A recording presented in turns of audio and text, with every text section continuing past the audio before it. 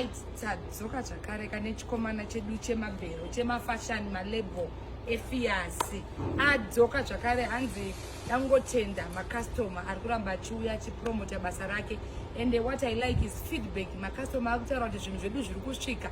Ndakakudza kuti anoita door to door delivery. Mukaodha bhero renyu anogona kuuya naro kwamuri ikoko momubhadhara manyatsoona kuti zvinhu zvakanaka here. And I'm so happy because vanhu vangu vakataura kuti aiwa wokudhirisa ndo zvandinoda kuti zvivanhu vanototsa vanhu vachizonzi hana kusvika zvinhu zvakaudza. Saka keep on doing the good job you are doing. Saka this time takupinda murainy season inenge sama ichiri sama handiti unayo sama way handiti sama way hanzi iri Tina efias namba dzake tinoti idzo 0715581729 or 0780047162 ndidzo namba dzake. Ndichadzinyora futi pamusoro apa. Odhai mabhero mazuva ano kugara hakusi kushanda.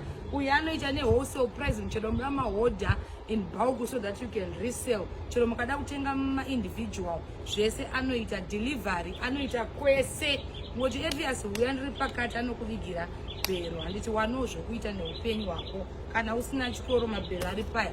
Hodha bhero haridi degree wakutotengesa. Hodha bhero chero kupfeka lebo chero unotoona maLouis Vuitton mumo manenge arimo, hembe dzimwe dzinenge dzakaraswa nana Beyonce dzinenge dzirimo. Saka hodha bhero kwaefias.